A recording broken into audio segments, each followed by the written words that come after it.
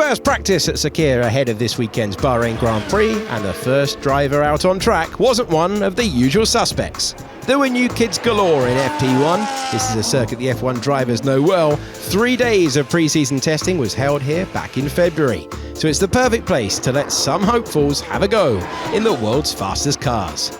Double delight for Ryo Hirakawa, who took Jack Doohan's Alpine out last week, and here he was given Oliver Behrman's Haas for an hour. Felipe Drugovich is no stranger to an F1 car with many an outing in previous seasons. He took two-time world champion Fernando Alonso's Aston Martin. Williams Academy and current F2 driver Luke Browning was in Carlos Sainz's seat. Mercedes reserve Frederic Vesti had George Russell's car. Ferrari Academy driver Dino Beganovic was in for Charles Leclerc, and Ayumu Iwata had some pretty big boots to fill, taking Max Verstappen's Red Bull for a spin. It was he who first put rubber to tarmac in the session.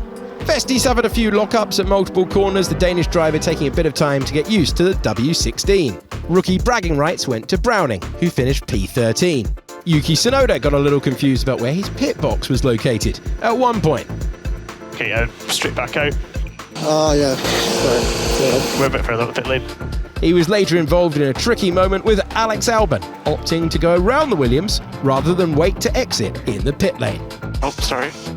Albon had a hairier moment later on, Browning having to take avoiding action approaching turn 13 to avoid his temporary teammate. He's gone for the inside, as presumably Albon has been radioed late in the day to jump out of the way, and that's quite hairy stuff when the car's properly loaded up there, as Browning's Williams would have been.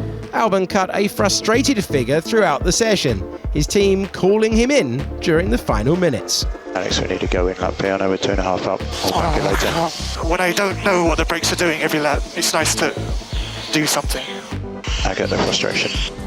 Several teams have brought upgrades to Sakir. Most, including those for McLaren, Red Bull and Haas, will be circuit-specific. However, Ferrari have made some general changes, especially to the floor, that they hope will boost overall performance across the season.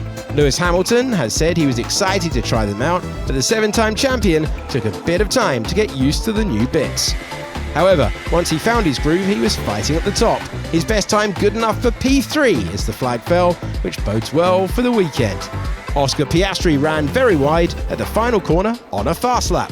Carried in too much entry, and there you see you just get wide on the curb, and then there's still a tiny little bit of turning to do for what is technically the last corner on the circuit. Just that kink there, where if you're running wide already, you can't rotate the car, and yeah, it was a nice snap, well held.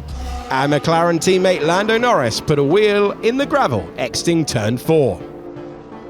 It was the current Drivers' Championship leader who was fastest of all in the session, topping out at 1 minute 33.204. Pierre Gasly was P2 after a fine performance for Alpine. Then came Hamilton, Albon, Esteban Ocon, Nico Hülkenberg, Jack Doohan, Liam Lawson, Tsunoda and Piastri. P11 for Gabriel Bortoleto. He was ahead of Isaac Hadjar, Luke Browning, Dino Beganovic, Lance Stroll and Felipe Drugovich, Ryo Hirakawa, Vesti and Iwata. Kimi Antonelli suffered a power problem and only managed 3 laps for an unrepresentative P20.